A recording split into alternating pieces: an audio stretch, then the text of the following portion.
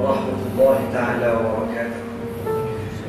الحمد لله الذي أرسل رسوله بالهدى ودين الحق ليظهره على الدين كله ولو كره الكافرون. أشهد أن لا إله إلا الله وحده لا شريك له، وأشهد أن سيدنا محمدا عبده ورسوله.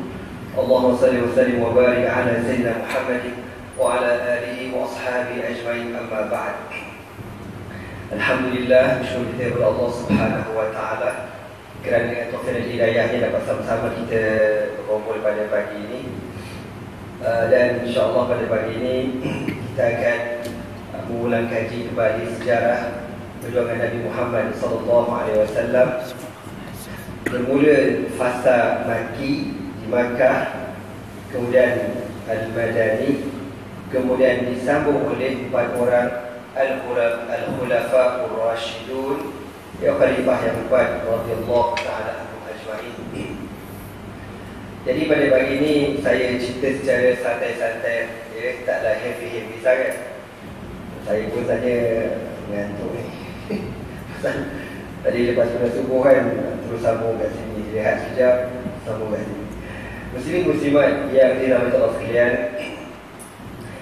kita sedia maklum Rasulullah SAW berdakwah di Mekah selama 13 tahun. Dan semua ayat-ayat Al-Quran yang diturunkan di Makkah dipanggil Makkiyun. Dan boleh kita katakan majoriti ayat-ayat yang diturunkan di Makkah berkisar tentang pengukuhan akidah, tentang pengukuhan akidah mentauhidkan Allah Subhanahu wa Ta'ala.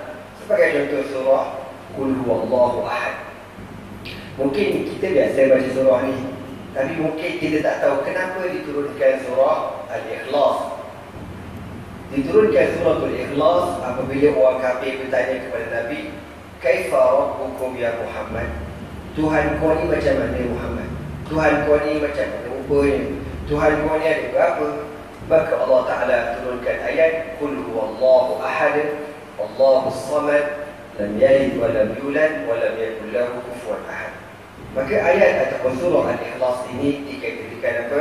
Makkiyatun, diturunkan di Makkah, mengukuhkan akidah para sahabat, orang-orang yang baru masuk Islam.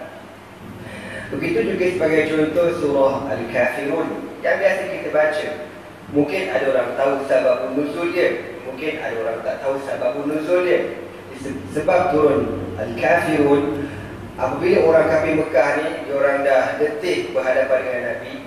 Dan Nabi SAW ni pula semakin hari semakin cekal, semakin kuat, dan makin ramai yang masuk Islam. Dan bermacam style, bermacam cara dalam bujuk Nabi supaya tinggalkan perjuangan Islam. Sehingga satu hari orang kafir kata, "Wahai Muhammad, kita ni satu kampung, duduk Mekah belaka. Kita ni semua Quraisy belaka. Sampai bila kita nak bergaduh? Apa pendapat kau, wahai Muhammad, kalau kita buat macam ni? Tahun ni kita Islam belaka, contoh raya.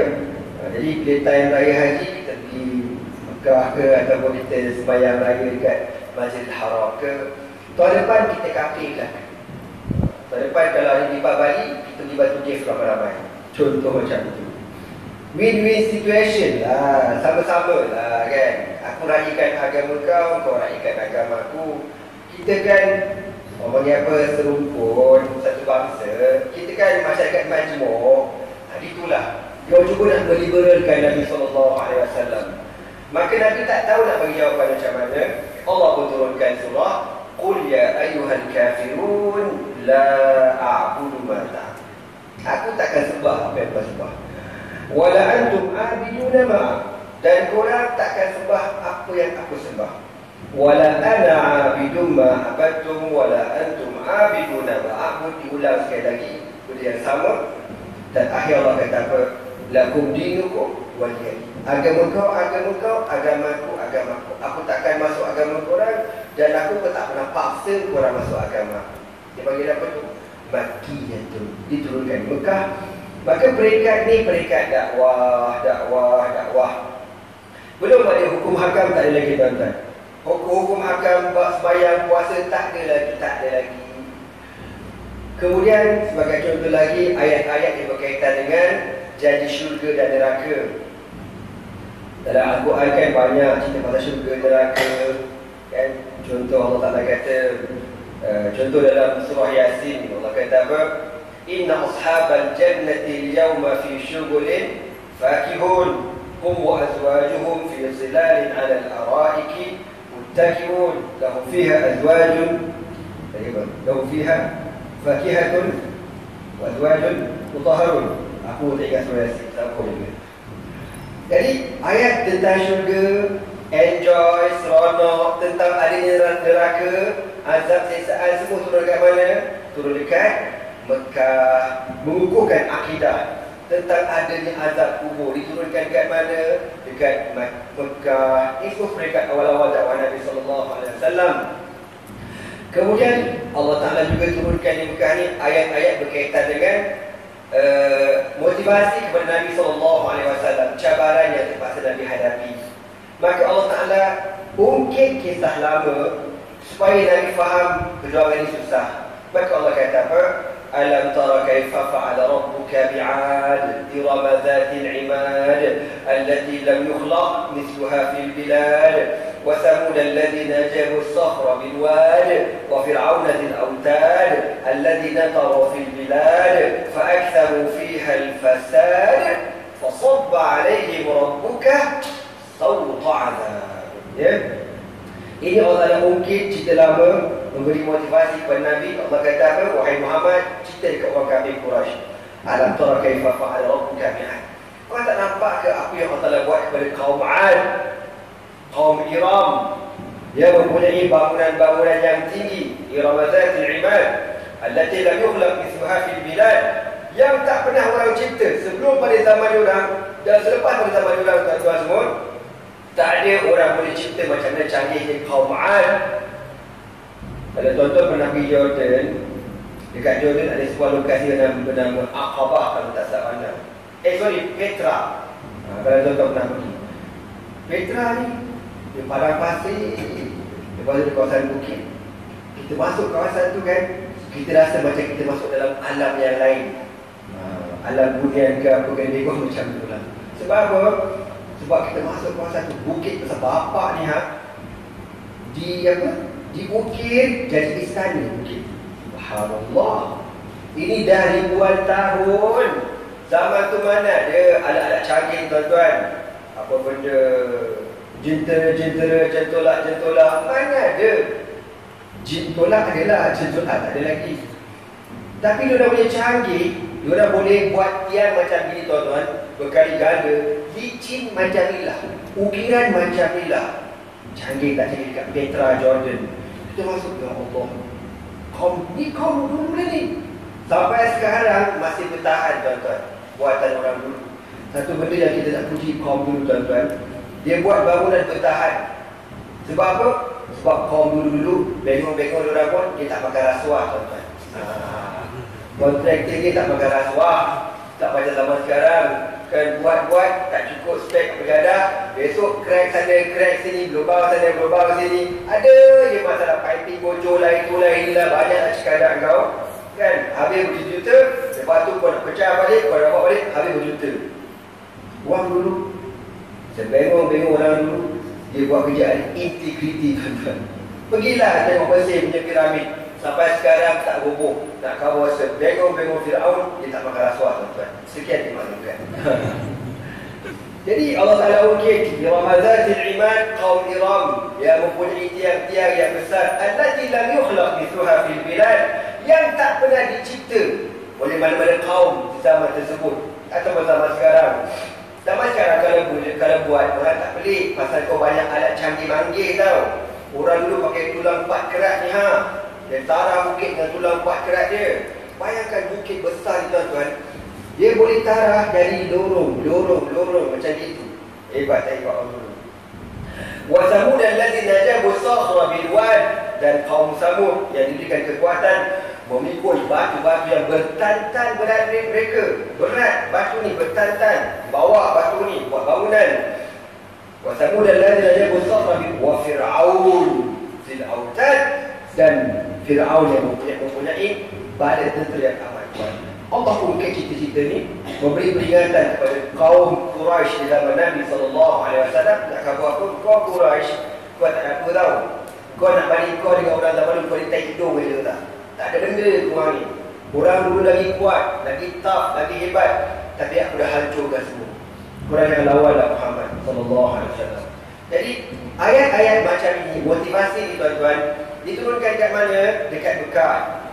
Menjadi semangat kepada Nabi SAW untuk meneruskan perjuangan Nabi SAW.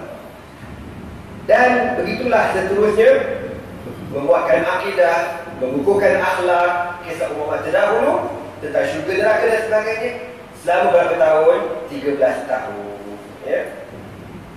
Habis 13 tahun di Mekah, Nabi SAW pindah ke Al-Madinatul Munawwarah. Sampai di Madinah tuan-tuan, barulah diturunkan secara berperingkat-peringkat segala hukum hakam. Cumanya kefarduan sembahyang itu awal setahun dalam peristiwa Al-Isra' wal-Mi'raj dalam bulan Rejab ya. Kita dalam bulan Rejab kan. Dan kita akan cerita tentang Al-Isra' wal-Mi'raj. Okey tuan-tuan semua. Lain-lain pensyariatan puasa, zakat fitrah, pengharaman arak, hukuman zina, semua ni ketika Nabi berada di Madinah. Kenapa? Kenapa ayat-ayat hukum tu turun dekat Madinah? Kenapa ayat-ayat hukum tak turun dekat Mekah? Sebab ulama kata syarat nak melaksanakan hukum Islam ni kena ada 3. Yang pertama, kita mesti ada al-ard, mana ada bumi, ada tanah, ada negara, ada negeri. Itu syarat pertama. Maknanya kita kalau ada kuasa macam mana pun, tak ada tanah, tak ada bumi, tak buat apa-apa kita. Syarat kedua, kita mesti ada kuasa. Dan Nabi SAW ketika pindah di Madinah, diberikan kuasa mutlak kepada Nabi SAW. Nabi ada kuasa. Ketika dekat Mekah, Nabi tak ada kuasa tuan-tuan. Ditindas, dianiaya, dizalimi, Nabi tak ada kuasa. Walaupun orang kafir Quraisy pernah beri tawaran kepada Nabi SAW, tapi dengan syarat kalau kau pegang kuasa wahai Muhammad, kau jangan bawa Islam. Nabi kan ditawar macam tu. Kan dia kata, kau nak apa Muhammad? Kau nak jadi raja? Sawadnaka alaina. Kami akan nanti kau jadi raja di kalangan kami. Wa in kunta turidu malan jama'na laka amwalana hatta takuna aktsarana amwalan. Kalau kau nak harta benda wahai Muhammad, kami akan longgok segala harta benda dekat Mekah ni supaya kau jadi orang paling kaya dekat Mekah. Wa in kunta turidu zawjan zawajnaka. Kalau kau nak kahwin seorang lagi, kami bagi bini lagi lawa kau. Macam-macam offer. Apa kata Nabi SAW? Isma'u la wada'u syamsa fi yamini wal qamara fi yasari ala an atruka hadha al-amra lan atrukahu hatta yutimma Allah hadha al-amr aw amuta dunahu. Kama qala Nabi SAW. Nabi kata dah habis dah offer. Habis dah. Nak bagi jadi raja lagi, nak bagi dia banyak 26 bilion lagi, bagi bini lagi. Habis tu, habis. Nabi kata kau dengar tu, kau dekat bawah kapiah ni, la wada'u syamsa fi yamini, kalau mereka letakkan matahari di sebelah tangan kanan, wal qamara fi yasari, dan bulan di sebelah tangan kiriku, untuk aku meninggalkan kerja Islam ini, lan atrukahu, aku takkan tinggalkan kerja Islam hatta yatimallahu hadzal amra, sehingga Allah Ta'ala menyempurnakan tugas ini, tugas Islam ini Allah sempurnakan, au amuta dunahu, ataupun aku mati kerana Islam. Ini kata Nabi SAW. Maknanya apa? Nabi tak ambil jalan mudah untuk melaksanakan hukum hakam Allah Subhanahu wa Ta'ala. Okey tuan-tuan, maka Nabi bila dah pindah dekat Madinah, Nabi ada tanah, Nabi ada kuasa. Sebab tu kita, kenapa kita nak sangat kuasa dekat Malaysia ni? Sebab apa? Bukan kita gila kuasa, tapi kita nak ambil kuasa daripada orang gila. Bapak tak cakap apa ni? Ya. Kita kan sembahyang ikut Islam, betul lah. Sembahyang ikut syariat, zakat ikut syariat, puasa, haji, nikah kahwin, ikut syariat. Tapi kenapa perundangan Islam kita tak nak ikut? Ada pun tak faham. Benda masalah wang ni. Bank Islam kau ikut. Apa lagi? Universiti Islam ada. Apa lagi? Semua lah kan ikut belaka. Satu ni lagi, apa salah kau ikut? Apa yang kurangnya? Apa yang kau tak puas hati bincang? Tapi tak tahu nak kata apa benda faham dia ni. Jadi senang bagi anda. Kenapa dia takut? Pasal dia orang ni penyambut tarbus saridul 6 jahanam, tuan-tuan. Itu jawapan paling tepat. Setuju ke tak setuju ni? Dia tak berani dia buang. Nampak tu. Itu ceritanya. Kalau kau tak penyambut, macam kita ni kan, kita bukan penyambut kan? Kita seronok bila dah nak tengok Islam dilaksanakan negara kita. Nak sangat tengok. Orang gila pun aku rasa nak tengok. Tapi orang yang fi qulubihim maradun fazadahumullahu maradan. Tapi kalau orang ada penyakit hati, dia tak nak. Dia usaha siang malam pagi petang untuk memadamkan cahaya Allah. Allah kata apa? Yuriduna yutfi'u nurallah bi afwahihim. Mereka cuba nak memadamkan cahaya Allah dengan mulut mereka. Wa yaqullahu illa ayutimma nurahu. Tetapi Allah enggan kecuali Allah akan menyempurnakan juga agama ini. Walau karihal kafirun, sekalipun dibenci oleh puak-puak kafir. Satu hari Allah Ta'ala akan berikan kebenaran juga di Malaysia, insya-Allah. Amin. Tuan-tuan semua. Maka Nabi ada kuasa di Madinah, diberikan kuasa total kepada Nabi SAW. Maka dekat Mekah tak ada kuasa, bersyarat banyak sangkut sana sangkut sini.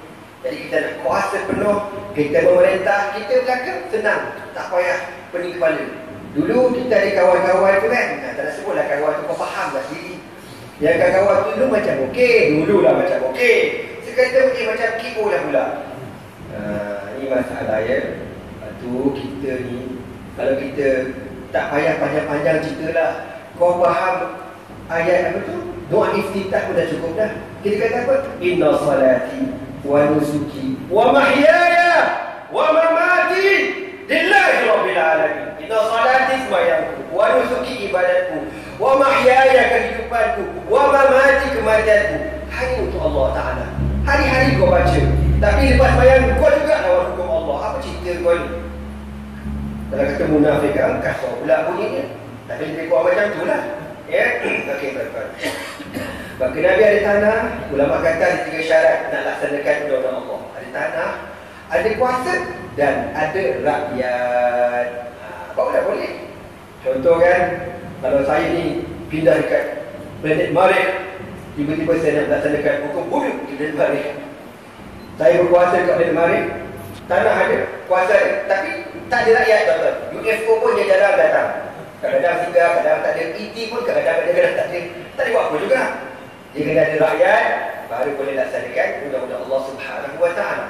Maka ketika Nabi berada di Madinah, maka diturunkan ayat hukum berkaitan dengan qimus salah wa atuz zakah.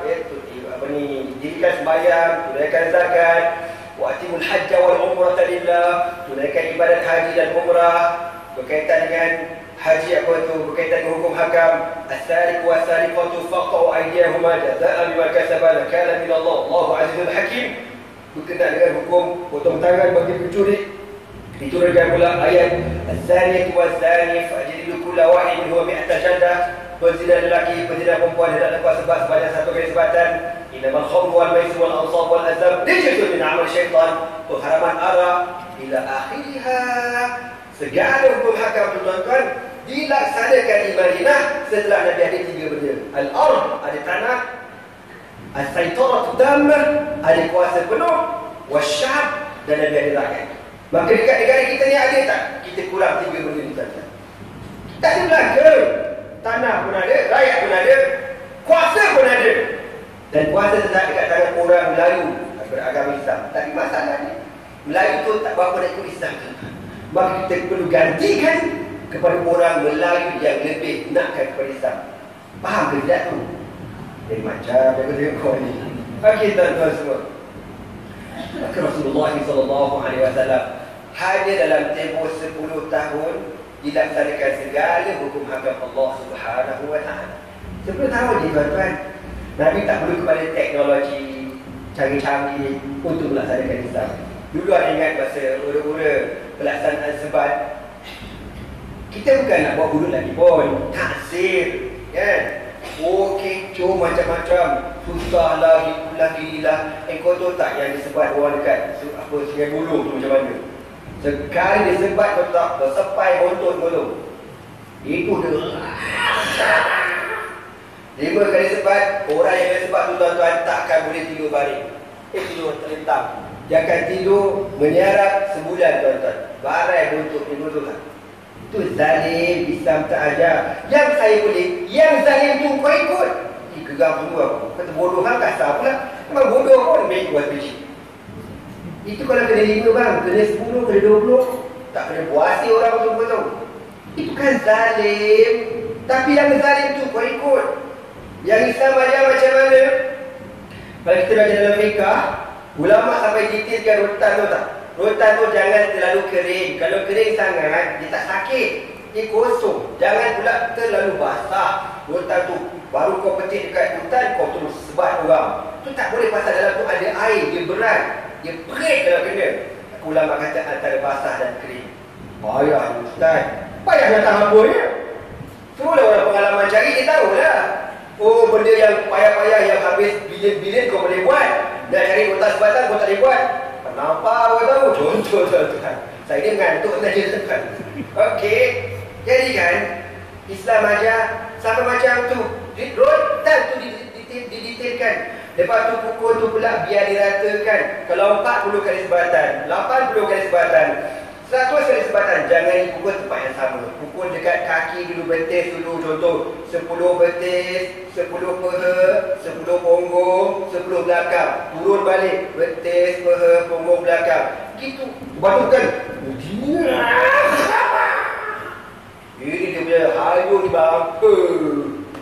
Sampai bisa macam gini. Sampai ada setengah ulama dalam fiqah kata, kalau kau letak kitab, letak buku bawah ni, rotan tak jatuh buku ni. Islam bukan nak mendera, tapi nak mendidik, nak mengajar.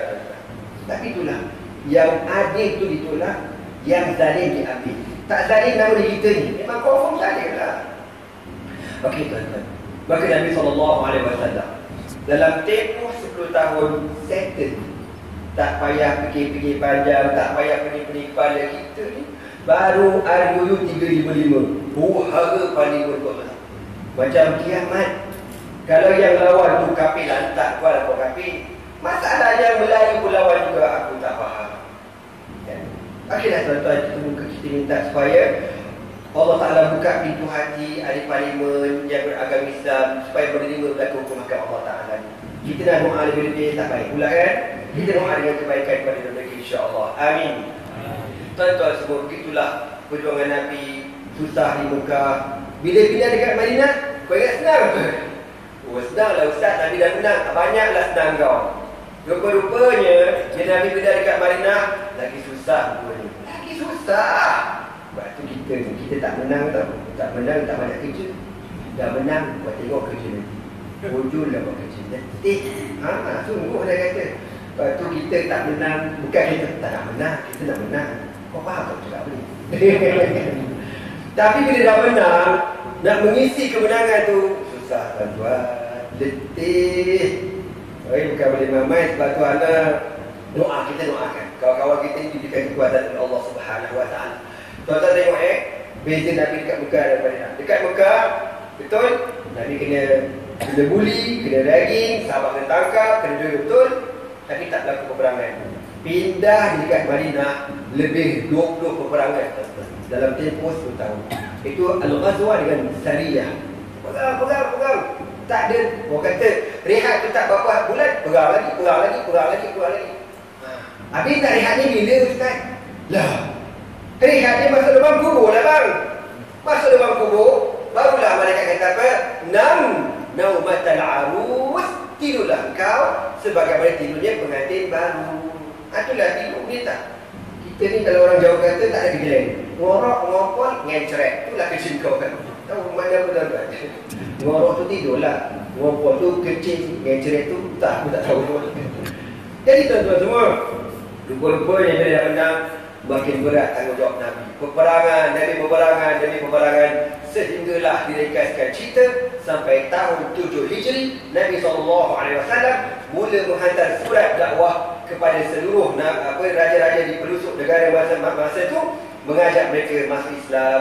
Dia hantar surat kepada Raja Muqawqis, dia hantar kepada Hercules, dia hantar kepada Najashi, dihantar kepada Raja Oman, dia hantar kepada Raja Bahrain, dia hantar semua, ajak orang beriman kepada Rasulullah SAW. Dan pada tahun 8 Hijrah, Allah Ta'ala memberikan kemenangan kepada Rasulullah SAW untuk menawan kota Makkah. Dia bagi apa peristiwa Fathu Makkah. Idza jaa nasrullah wal fath wa ra'aitan an-nas yadkhuluna fi dinillahi afwaja fasabbih bihamdi rabbika wastaghfir innahu kana tawwaba. Ya, 8 tahun berjuang, campur dengan Makkah lagi 13 tahun, campur dengan Makkah lagi 8 tahun, barulah diberikan kemenangan dekat kota Makkah. Lama perjuangan Nabi ini. Habis tu masuk tahun 9, tahun 10 Nabi dah uzur. Dan kemuncaknya apabila setengah ulama menceritakan, apabila satu hari Nabi ini dijamu oleh seorang perempuan Yahudi, seekor kambing, dan ditanya kepada para sahabat, Nabi dalam bahagian kambing dia suka bahagian mana? Ada sahabat kata Nabi suka bahagian az-zira', lengan kambing, paling Nabi suka. Maka Yahudi ni dia letak racun dekat situ, paling banyak racun. Seluruh badan kambing ni diracun, tapi yang paling banyak dekat kawasan zira' dengan kambing itu, tuan. Lalu dihidangkan kepada Nabi SAW. Ada sahabat yang dah makan mati terus, masa itu juga mati. Maka Nabi SAW masa pegang zira' dengan kambing ni, ada setengah riwayat kata Nabi dah gigit, bau gigit. Belum telan, belum bau gigit. Lalu daging ni berkata, Ya Muhammad, inni masmum. Wahai Muhammad, aku beracun. Maka Nabi pun buang daging itu, tuan-tuan. Maka ulama kata dengan sebab kesan racun yang masuk ke dalam badan Nabi SAW, antara sebab kewafatan baginda Muhammad SAW, sampailah Nabi semakin uzur. Tuan-tuan semua, apabila turun ayat macam yang baca tadi, Iza ja'a Rasulullah, ya. Iza ja'a ayat. Pasal ayat tu, tuan-tuan, bila turun ayat tu, sahabat biasa je. Lalu Abu Bakar As-Siddiq menangis. Lalu orang kata, kenapa Abu Bakar nangis? Orang lain biasa relax. Abu Bakar kata, bila Allah kata apa, Fasabbih idza jaa Rasulullah wal fathu wa ra'aitan nasa yadkhuluna fi dinillahi afwajan fasabbih bihamdi rabbika wastaghfirhu innahu kana tawwaba. Ayat ni kan cerita apabila datang kemenangan Allah, kemenangan Islam, kan? Dan kau melihat ramai orang Islam, ramai orang masuk ke dalam agama Islam. Maka Allah kata apa? Fasabbih bihamdi rabbika wastaghfir. Wahai Muhammad, banyakkan beristighfar, banyakkan bertasbih kepada Allah Ta'ala. Abu Bakar ni menangis. Ada orang tanya kenapa kau menangis? Dia kata kau tak faham. Itu tandanya Nabi nak wafat dah. Ya, bila Islam ni semakin sempurna, perjuangan Islam semakin sempurna, maknanya tugas Nabi sebagai seorang Nabi nak berakhir. Dia pun menangis, tuan-tuan. Memang sungguh tak lama kemudian Nabi semakin hari semakin tenang. Dan sepanjang lebih kurang setengah riwayat kata 11 hari Nabi sakit. Yang menjadi imam sembahyang menggantikan Nabi ialah Abu Bakar As-Siddiq radhiyallahu ta'ala. Pernah sekali Abu Bakar datang lewat, orang nak iqamah. Lalu Umar tengok, mana Haji Bakar tak sampai lagi. Dia pun nak ke depan. Nabi ni, tuan-tuan, Nabi sembahyang dalam bilik dia. Contoh kan, kalau kita bayangkan Masjid Nabawi, ini bilik Sayyidatina Aisyah. Sini kiblat. Dulu dia punya kiblat betul-betul bersetentangan dengan bilik Sayyidatina Aisyah. Ya. Lepas tu Saudi ni dia buat bid'ah, tuan-tuan. Dia anjakkan kiblat di bahagian hadapan. Waktu ada ulama-ulama tu tak setuju sangat. Sebab apa? Sebab bila kau sembahyang kat depan, kau membelakangkan, kau membontotkan kubur Rasulullah SAW. Itu tak beradab, tak beradab dengan Nabi. Kemudian berlaku perbincangan-perbincangan. Baru sekarang Saudi dia postankan ke belakang kiblat tu, kan, dekat betul-betul dekat apa nama, kubu Nabi SAW. Okey tuan-tuan semua. Jadi Nabi ni setiap kali masa sembahyang, Nabi akan tengok siapa jadi imam. Lalu Abu Bakar tak datang, Umar pun ke depan. Apa kata Nabi? La aballahu wal muslimuna illa Abu Bakrin. Nabi kata jangan. Allah dan orang Islam tak izinkan yang menjadi imam kecuali Abu Bakar. Ustaz balik Sayyidina Umar, tuan-tuan. Tunggu Abu Bakar datang jadi imam. Sayyidatina Hafsah, anak Sayyidina Umar, isteri kepada Nabi SAW, pernah kata ke Nabi, ya Rasulullah, tolonglah sekali je minta abah aku jadi imam. Nak sangat tengok abah jadi imam masa Nabi hidup. Kau senang Nabi hidup, bapak kau jadi imam ni, glamour tu tak? Soho. Ini masuk dalam buku sejarah ni, bapak aku pernah jadi imam masa Nabi hidup. Kau jangan main. Hafsah minta, boleh tak ya Rasulullah, sekali je. Hafsah tu kau orang lain, isteri Nabi, anak kepada Umar. Nabi kata apa? Ya Hafsah, bukan aku yang pilih Abu Bakar. Yang pilih Abu Bakar ialah Allah Subhanahu Wa Taala. Itu level Abu Bakar, tuan-tuan. Kita kalau jadi imam masjid, yang pilih kita siapa? AJK lah kan. AJK ke duduk ke pilih kita. Itu pun ada orang puas hati, ada orang tak puas hati kita. Abu Bakar As-Siddiq, Allah pilih dia. Nabi pernah kata apa? Sa'altullaha aliyan thalathan ayuqadimahu fa'aballahu illa Abu Bakr. Nabi kata aku pernah berdoa kepada Allah 3 kali aku doa. Aku kata apa? Ya Allah, izinkan Ali jadi imam. Izinkan Ali jadi imam. Izinkan Ali jadi imam. Allah tak izinkan kecuali Abu Bakar. Sehinggalah tuan-tuan, pada 12 hari bulan Rabiul Awal, Yaumul Isnin, hari Isnin, Nabi SAW kembali ke rahmatullah, wafat Nabi.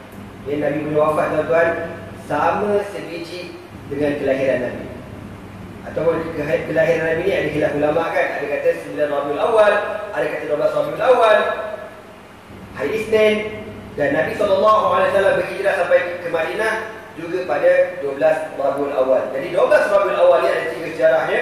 Kelahiran Nabi, sampai Nabi di Madinah, dan kewafatan Nabi SAW. Tuan-tuan semua,